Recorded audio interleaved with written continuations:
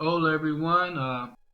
Hope everything is. I hope you're having a great day. I hope everything is muy bono with you, and I hope you enjoyed the display of the wonderful Black European kings and queens.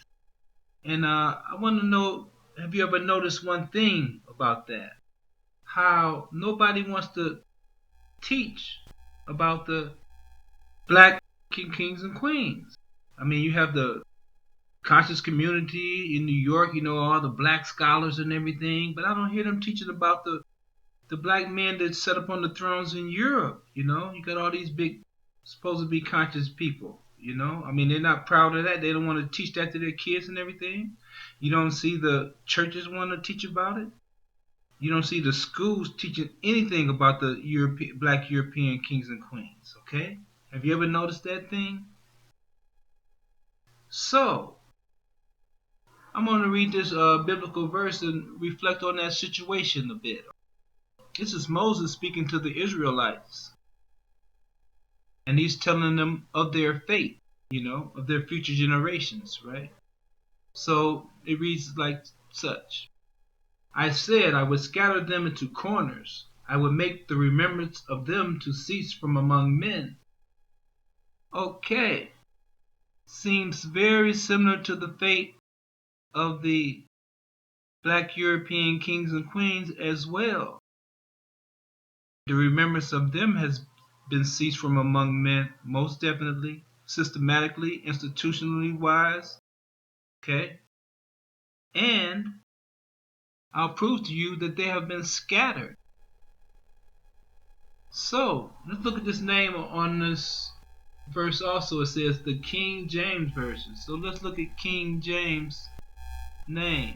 Well, King James's actual name is King Jacob. When you look on the coins, it doesn't say King James, it says Jacobus. And his followers were the Jacobites. So we have Moses speaking to Israel's descendants. Israel's name was Jacob. So you had Moses speaking to Jacobites. And then you have King James and the Jacobites. And you have both of them sharing the same common fate that Moses spoke of. So we will proceed with that in mind. In the game of chess, you have two opposing kingdoms, right? Actually, two twin kingdoms of different colors. Very similar to the Esau and Jacob story in the Bible. Okay, that's two twins of different colors also as well. So we can say we have one kingdom is black, one kingdom is white, one kingdom is dark, one kingdom is light, one kingdom is melanated, one kingdom is pale, one kingdom is Negroid, and one kingdom is Caucasian. And both of these kingdoms, they are equal kingdoms. They're twin kingdoms. They're both sophisticated. They're both Christian kingdoms because they have the cross on top of their king's crowns. They have bishops. They have cavalry men on horses. They have soldiers. Okay, so they're equal. As they sit there in peace, right? But a rank has been slapped on the game because the white side says the white square has to be on the right. So the white is right. The white is to the right. And the black was left to the left. That's how the game is set up. White slap rank. And also the white makes the first move towards the black kingdom. So the black kingdom has to react to the aggressive move of the white kingdom. Okay? So that's the nature of this game. And most people are aware that in Europe they had a Christian white kingdom, but they're unaware that they had a black Negro kingdom in Europe, okay, as well. The fact is, we had Negro kingdoms in Europe that ruled forever. The Holy Roman Empire, Otto the Great, he's the king of Saxony. He's the king of Italy. He's the king of Germany. And he is the first Holy Roman Emperor. And that's his wife sitting next to him, Edith. She is the Queen of England. Okay? And they were married in 929 AD. Okay?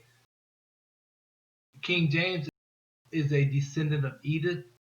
And these people right here, they are swarthy colored people. Swarthy colored people.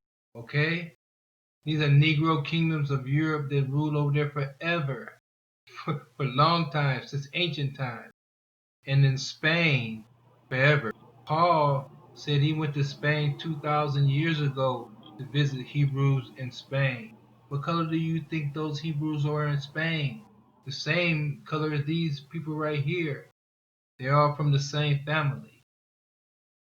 So in Europe, where they played this game of chess and where this game of chess was created and played, the actual real game of chess between two twin kingdoms of different colors were played out in real life, right? One kingdom was swarthy. Which kingdom do you think is swarthy between these two kingdoms? The white kingdom or the black kingdom? Well, the black kingdom will be swarthy because swarthy means you have hue in your skin, means black complexion. One kingdom is Stuart. Okay, which one is Stuart? Well, the black kingdom will be Stuart because Stuart is related to swarthy. It's a complexion. Okay, so we get the picture about that. So in this game of chess that was fought out in Europe between these two kingdoms, the white kingdom won and defeated the swarthy kingdom, the Stuarts. But then when it defeated them, it attempts to assume its identity, but it has one problem. It's the wrong complexion. You see? That's the problem. And the name of the black kingdom is Stuart, which means in reference to its complexion. So that's the dilemma of the white kingdom. And by them trying to assume the identity of the black kingdom and erase the black kingdom from history, it sets off an identity crisis because of the identity theft. It's the identity theft going on. So we're going to proceed and we're going to prove this identity theft the whole 9 yards. Okay. So let's look at the word swarthy. Okay, swarthy here at the bottom. Dark in complexion, black, dusky, taunty. So we get the idea. Taunty and swarthy mean a dark complexion, black. Okay, up top here we got sword. Okay, that's like Stuart, sword. It's the root words Stuart and Swart from the same root words. That was the name of the king, the Stuarts, from the root word Swart. It's like Schwartz in German also. Okay, so now we got the idea and the definition of the word swarthy. Swarthy doesn't relate to Caucasian in no form or manner. Those are two different things. You have swarthy on one hand, you have Caucasian on the other hand. Two different sides of the spectrum. Here we have a letter from Benjamin Franklin. It's entitled America as the Land of Opportunity. Benjamin Franklin was the President of the United States. This document will be very revealing as to the population of Europe at the time he wrote this letter in 1751. Also, the population of America at the time he wrote this letter. Also, what happened to the population, the black population of Europe. Okay? So, this letter, he's talking about uh, the increase of population of mankind and the opportunities in America and so forth. And also, he says he wants to, at the bottom here, says maintain America entirely for the Anglo-Saxon society. Okay, so we're going to read this letter from Benjamin Franklin, and it's going to be very revealing. Okay. Okay, we're going to begin reading at this purple highlighted section. Here's Benjamin Franklin's remarks, which leads me to add one remark that the number of purely white people in the world is proportionately very small. So, according to Benjamin Franklin's perception in 1751, the amount of purely white people in the world was proportionately very small. Okay? All of Africa is black or taunty. So he said all Africa is black or taunty. So black and taunty, they mean Negro. Okay? Asia chiefly taunty. So we already established and understand that Asia is taunty and taunty is black or Negro. Definitely not Caucasian. America exclusive of the newcomers, wholly so. So he said America exclusive of the newcomers, which would be the Caucasians, is wholly so taunty also. So it's all black people in America also. So it's already black people in America already, okay? And in Europe, the Spaniards, Italians, French, Russians, and Swedes are generally what we call swarty complexion. So he said that there's black people in all these countries in Western Europe. Spaniards, Italians, French, Russians, Swedes are generally what we call swarty. Swarty, we already established, that is Negro and not Caucasian in any kind of way. Okay, those are not white people. And as are the Germans also. So the Germans are swarty also. Swarty. Okay, got it.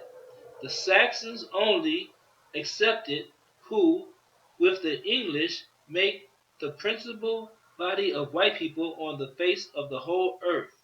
So he said that Saxons and the English, so this is the white Anglo-Saxons, make up the principal body of white people on the face of the earth. That was his perception in 1751. So he's saying that the population of Western Europe is predominantly all Negroid in 1751. Okay, so let's continue. I could wish their numbers were increased, and while we are, as I may call it, scouring our planet by cleaning America of wood, and so making this side of the globe reflect a brighter light to the eyes of inhabitants of Mars or Venus, why should we, in the sight of superior beings, darken its people?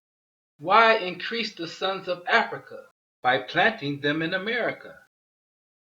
So right there he's saying, you have these sons of Africa in Europe.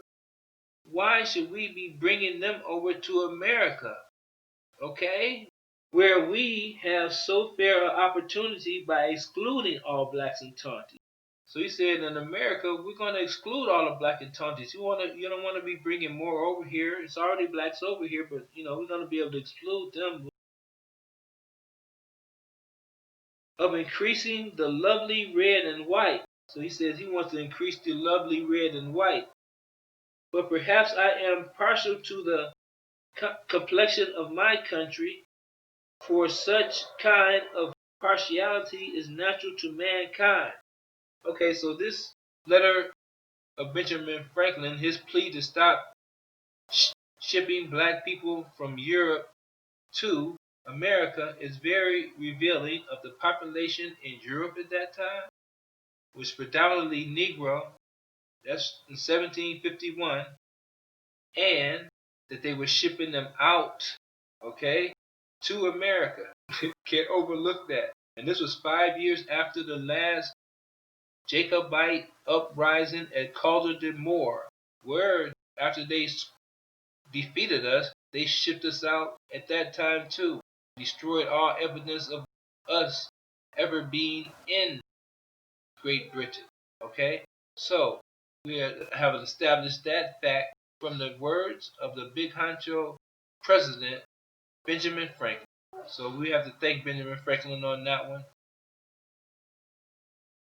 Very revealing. I'm going to bring your attention to a great article, okay? It's from a book written by a brilliant Caucasian historian, okay? This guy is a very sincere, honest guy. See, all Caucasians don't hide the truth and all that. And they know a lot too, right? In this chapter, it bears the original image of a black King James, okay? And this image is located in New College Library, Edinburgh, United Kingdom. So let me get right into it. I note that this image of a black King James can be a little confusing because of your Western education, but this is the truth that is known by the rich and the elite of the world. That was the reason I paraded all of the English historians and professors before you before I got into the bowels of this book. It was a very good setup, right?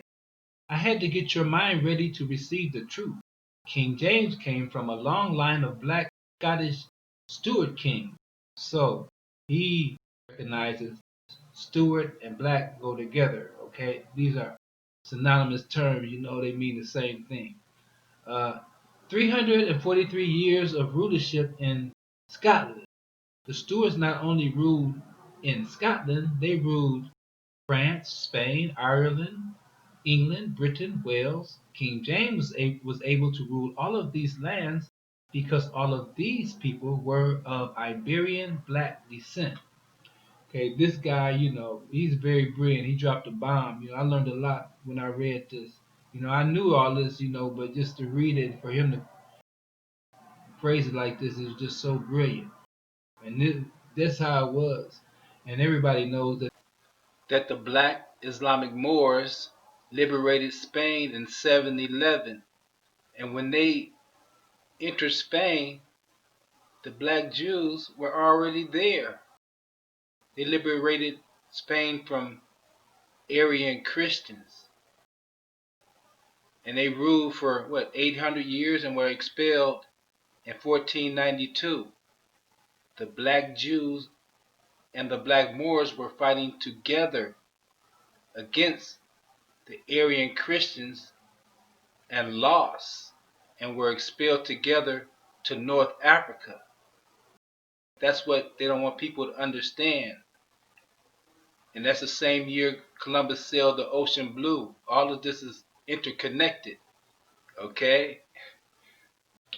Because they were piggybacking where the Moors had already went to, the Spaniards, to gobble up, those kingdoms for themselves, having sellouts on the boats, telling them where the kingdoms were.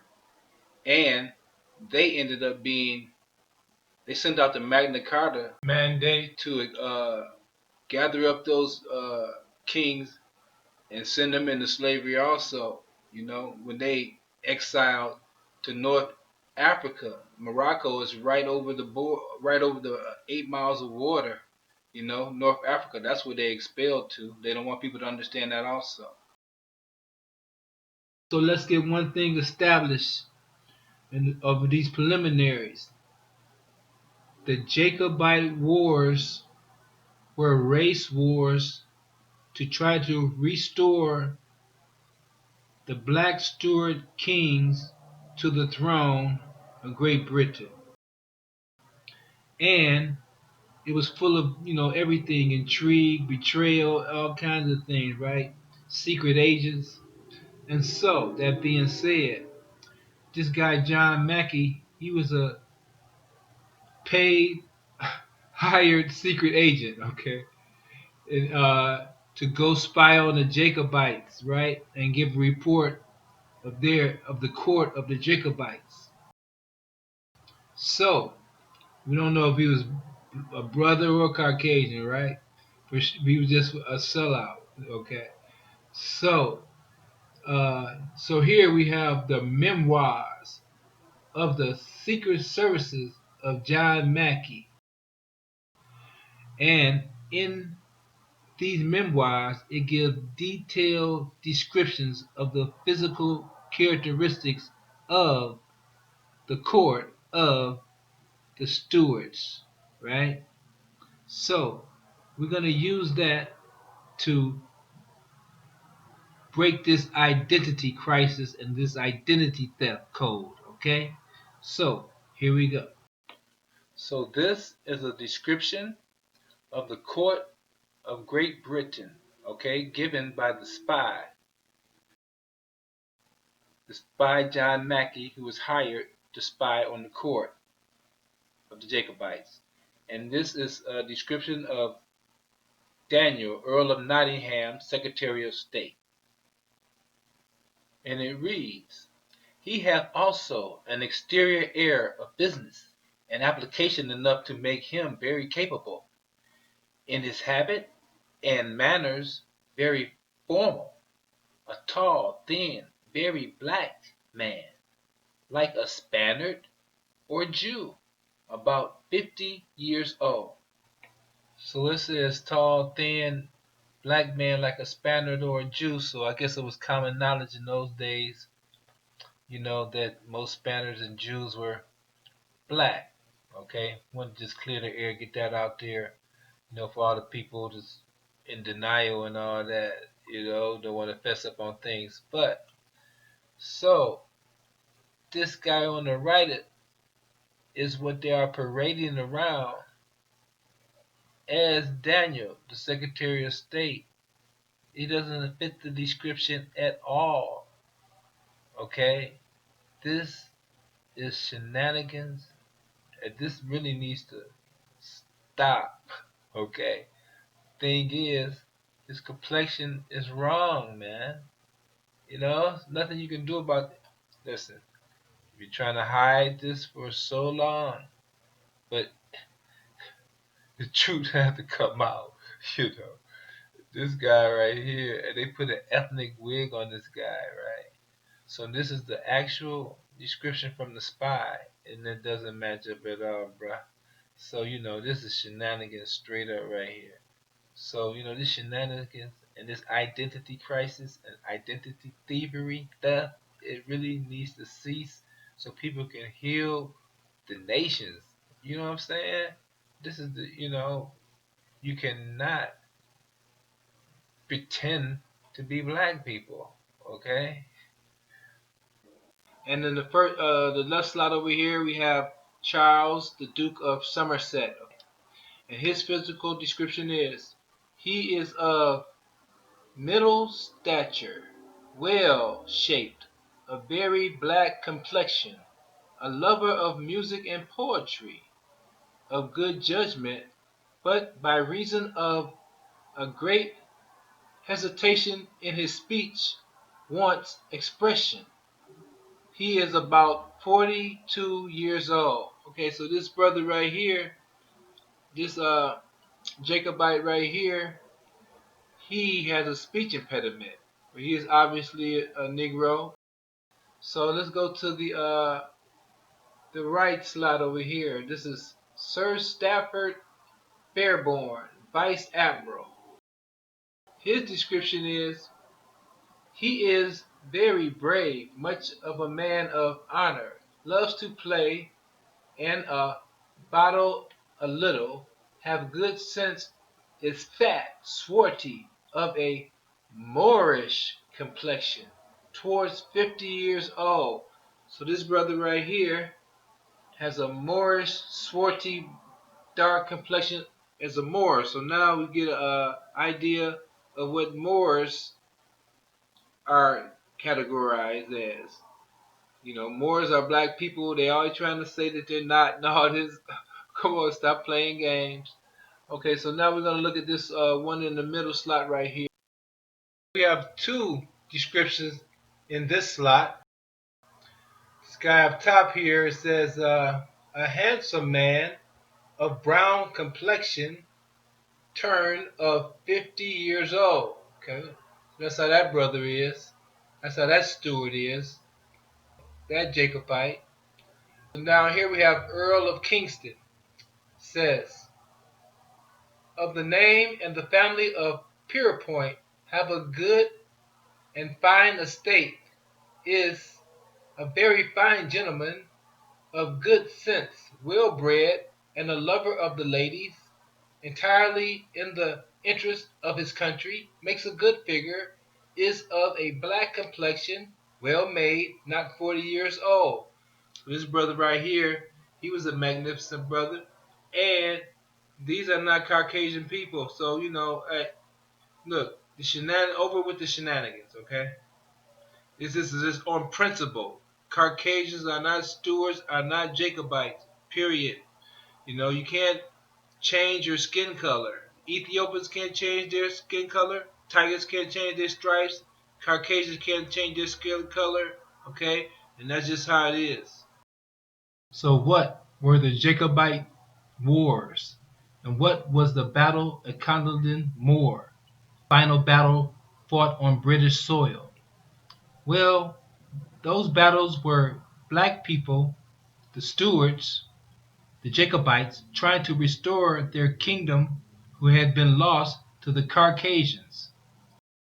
That's what it was, and that's what they don't want people to understand.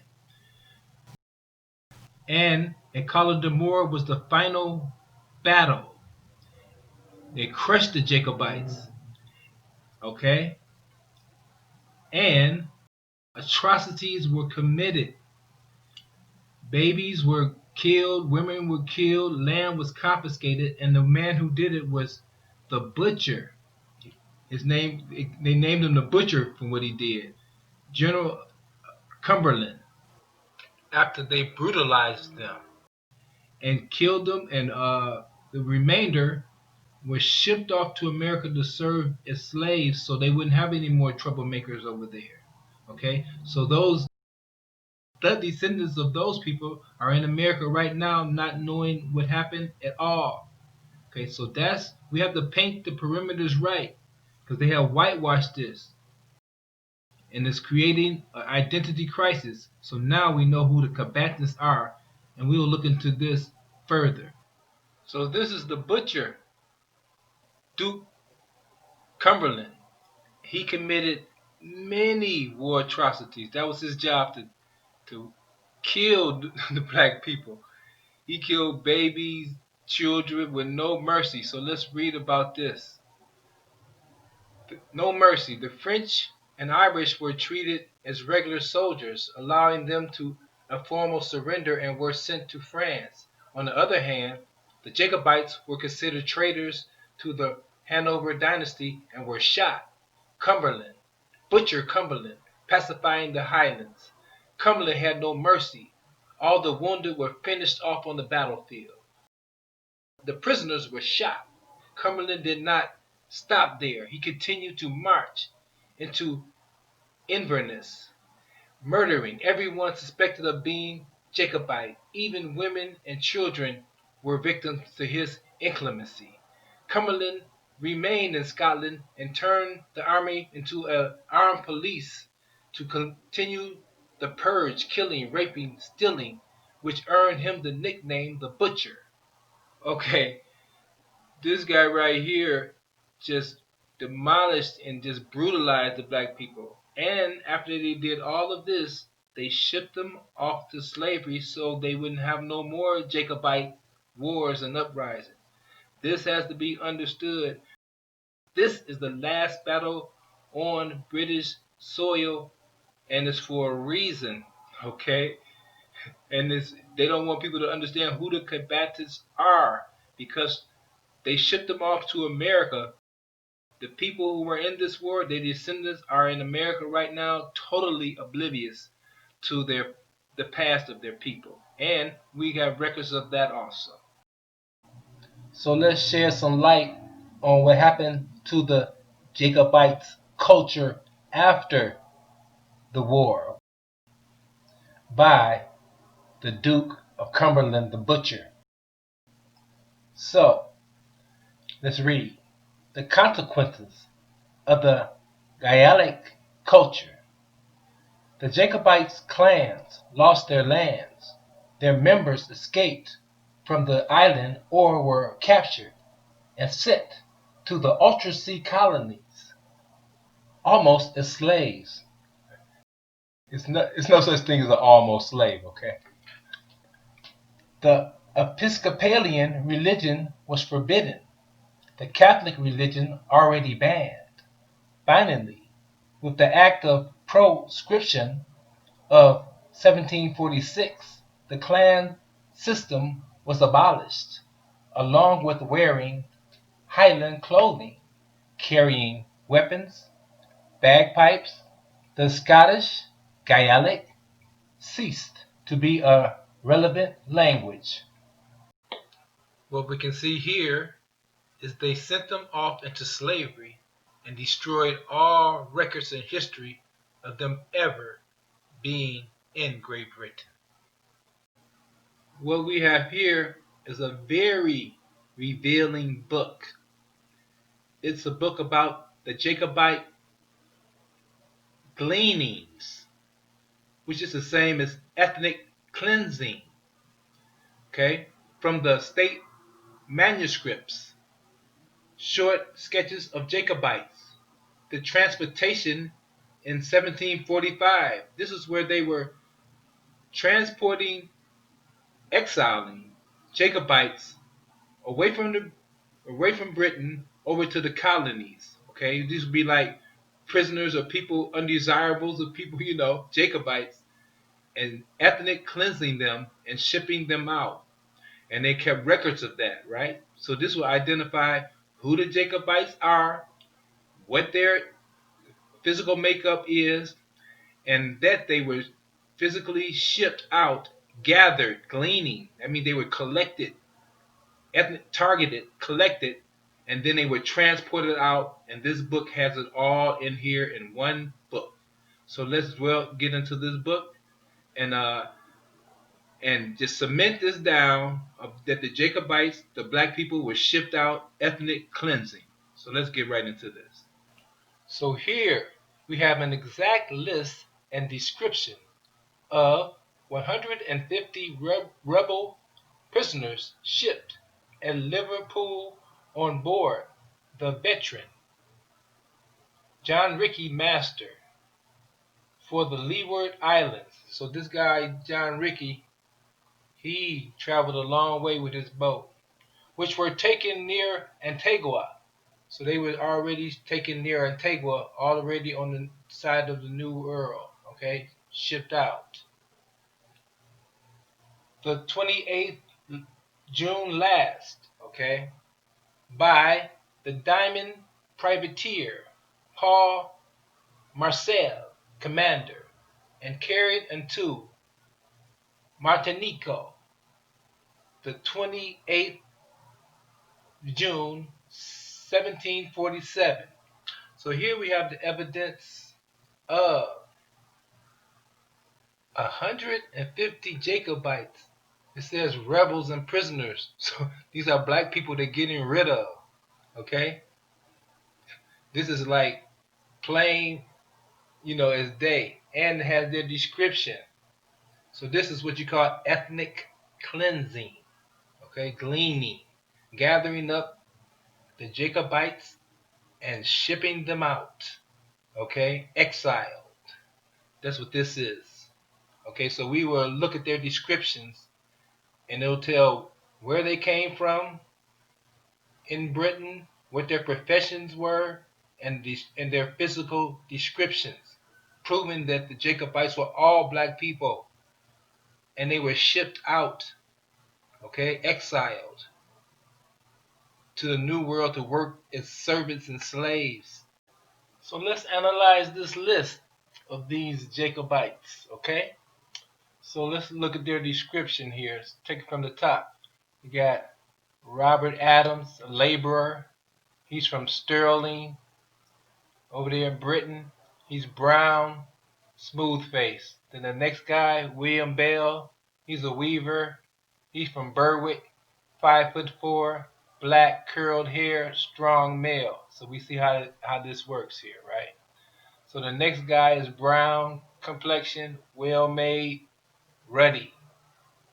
The next guy is black ruddy. He's well made too. That's ditto ditto. The next guy is brown.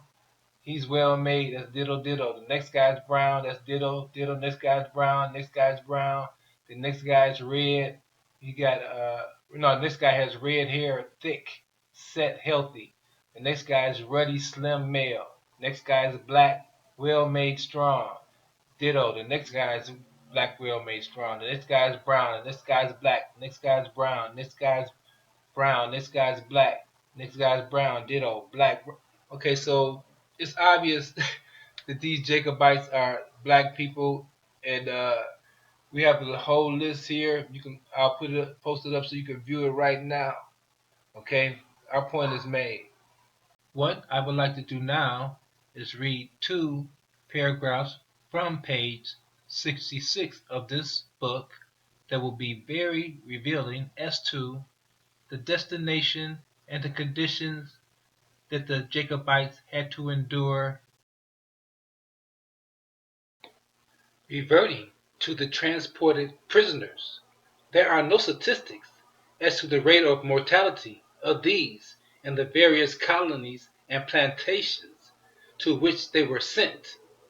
Bishop Hay, in his Jacobite memoirs, tells of 81 Highlanders who were tempted to submit in Inverness, and were thereupon placed on board the king's vessels, and subjected to the wretched treatment in them.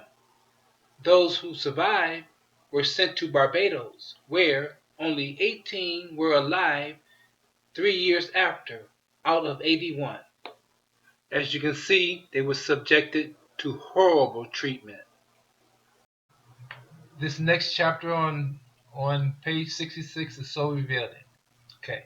John Fiske, in his Old Virginia and Her Neighbors, rather delights in the circumstance that many Scottish prisoners became colonists in America, 150 having been sent to Boston, and 1,670 to Virginia in the year 1650 by Cromwell. Cromwell was the guy who was wiping us out and shipping us out, who captured them in Dunbar. See, he was rounding us up.